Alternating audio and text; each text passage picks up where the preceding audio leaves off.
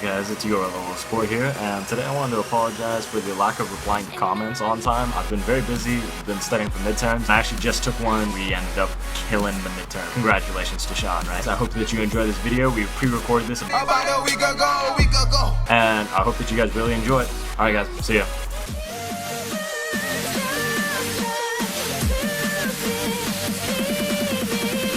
But now that you're gone, I can fly.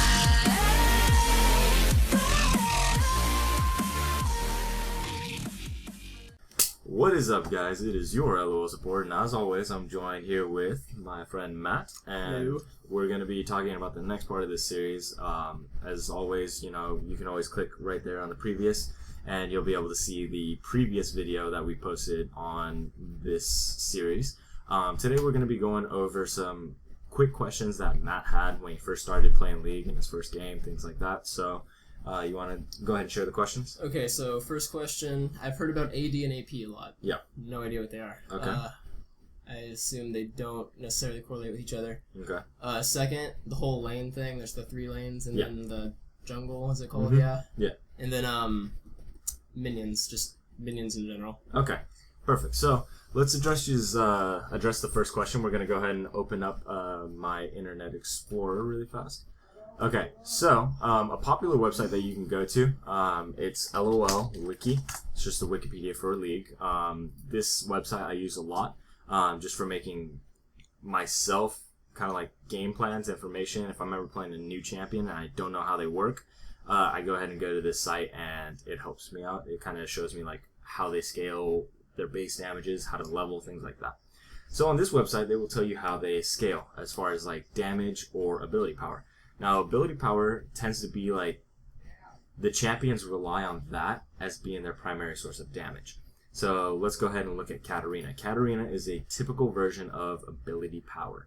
Like all of her stats scale with ability power. She has she has a little bit of hybrid damage, but like you're mostly only getting her for the AP. Mm-hmm. Okay, so you see how the green numbers are all scaling with AP, 60%, 25%, etc., right?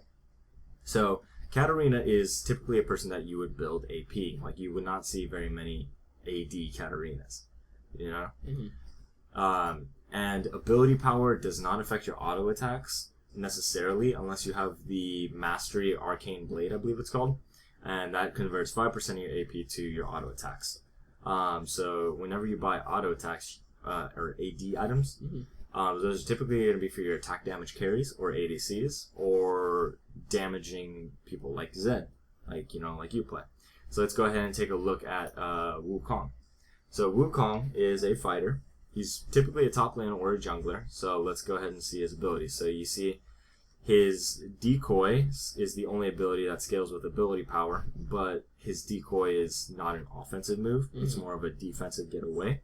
So all of his offensive moves are going to scale with AD. So that means that his abilities will scale with AD as well as his auto attacks. So that's going to be kind of the primary difference between AD and AP. There are going to be some odd cases that champions deal mixed damage and a lot of it. Some of these are going to be like an Akali or like a Jax is empowered. Poppy. Poppy does a lot of mixed damage. And these champions you'll come to learn, like the more you navigate the site, the more you play, at some point you will play against every single champion in the game, and that just comes with time. So to refer to your next question, what's up with the lanes, how's the map divided, things like that. So the map is divided into 3 different lanes, and one miscellaneous lane, I guess you could call it, kind of like the jungle. So I'm going to give a brief overview in this video, and in another video we're going to talk about the differences between all of the lanes. I don't know when we're going to do that, but it will be coming up in the series. So top lane, general like idea of what top lane is. Top lane is going to be an area where you go for fighters or tanks.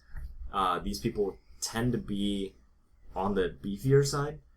If you have a very squishy top laner, someone with low health, low resistances, it's going to be really hard to carry out the game. So you want someone who is rather tanky or a fighter. So you can go with Mundo, who he just builds a lot of health and a lot of resistance. He's just like a brick wall. Or you could go with someone like Riven or a Wukong, who deal damage, get significantly tanky, but they're not one side of the extreme or the other. Yeah. You can play Zed top, but again, your team will be lacking somewhat of a tank.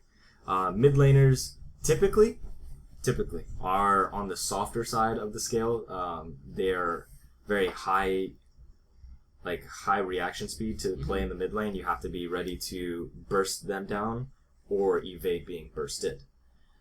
Mid laners will typically have a good amount of burst in their kit. They will have typically a lack of escapes. Like, these are all rough generalizations, but they tend to be more ability power. They're stronger in burst. That's all I can pretty much say. I mean, Burst meaning they'll attack you a lot fast, or yeah, like you'll see like the big red chunks out of your health bar. okay. Again, there are always exceptions in League because you'll always have meta breakers. I personally was a meta breaker when I was starting out, just because I liked it. I liked playing like the attack damage carry Annie or something like that, because she has a really long auto attack range. Things like that. But we'll get into that later. You can mess around once you understand the game more. So let's go into the bot lane. The bot lane has 2 positions inside of it. It is one of the only lanes that is going to have 2 positions in it. You have the support and you have the attack damage carry. We'll go into the support first. So the ADC at the start of the game is fairly weak. Limited escapes, limited damage, relies a lot on just the auto attacks, right? So what the support's job is to segue the attack damage carry into the late game where they are dominating and where they're like strong.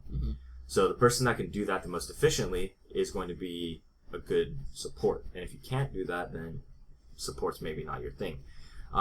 Typical support would have something of poke damage to whittle down the other attack damage carry so that they cannot deal damage to you or your team. Good peel. Peel is when everybody is trying to attack your carry. What you do is you use abilities to stun people, to get them away from them, things like that. That's what peel is. So when they say, oh, can you peel for me? That's a terminology referring to like, get somebody off of me so I can keep auto attacking. Okay?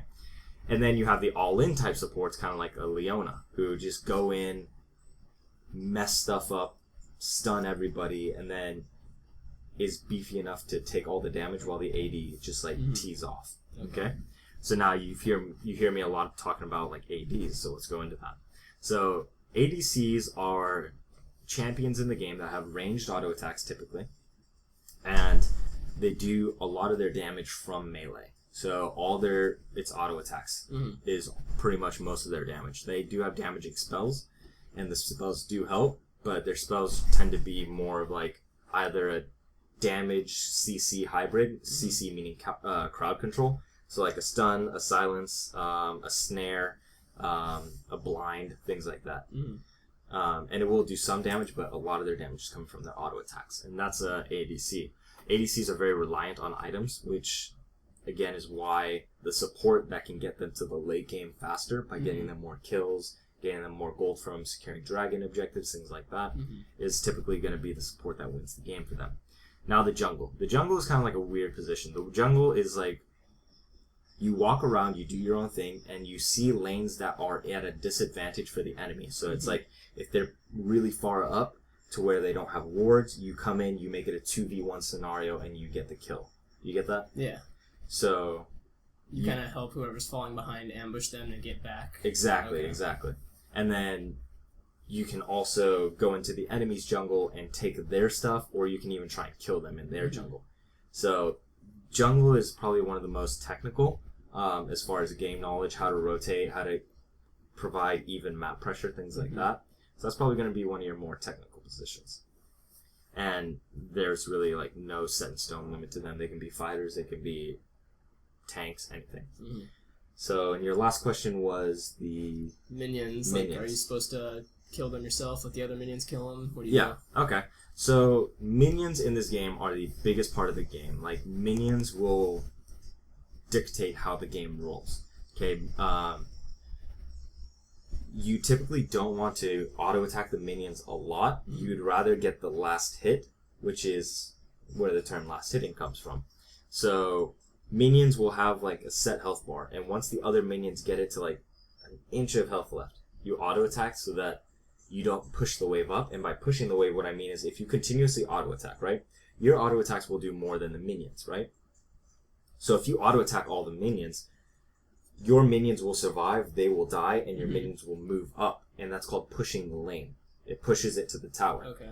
And when you get pushed, it's because the enemy is auto-attacking a lot and you're last hitting, Yeah. or the minion wave is built up, meaning there is more than one minion wave's worth of minions, and they're just out-pushing your minions. Yeah. Okay? So by last hitting, you get gold from your minions, and the gold income that you receive from the minions is going to be about 70% of your gold income on the whole map. Just the minions of the lane, not like Dragon Objective, Baron, kills, things like that. So minions play a big part, and you want to be able to last hit very well. And we're going to be going into kind of like a detailed guide on how to last hit. I have another video up on my channel about tips to improve your last hitting, but not necessarily explaining what last hitting is. And we'll go into what last hitting is just because it's more of a basic concept, which would be fit in right in with the series. So like I said, we'll be going over that more, and we'll be going over how to create the map pressure with the minions too. And like you said, or like I said, everything revolves around minions. So that's going to be a great concept. I'm really happy that you asked that question. I'm pretty sure a lot of people are going to benefit from that. So guys, hope that you were able to learn from this. If you guys have any questions, much like Matt, you can post it in the comment section down below. I will be responding to all you guys' comments. I know it's going to be kind of like a new area for you guys, so feel free to ask whatever you want. And ask people in the community too. I mean, if I don't answer, chances are someone in the community will. And we have like a really nice, friendly community around here. And if anyone is giving you false information or maybe not the best information, don't worry. I'll be there at some point regulating the comments and replying to everybody. So there's no comment left unreplied on this channel. So hope you guys enjoyed this video. Again, you can go ahead and click the previous video to see what that is, or you can click the next video right here. And when we release the next video in the series, then there will be a little link right there. But as always, guys, hope you enjoyed this video. Hope to see you next week. This has been your LOL Sport, joined by Matt here, and we are out of here.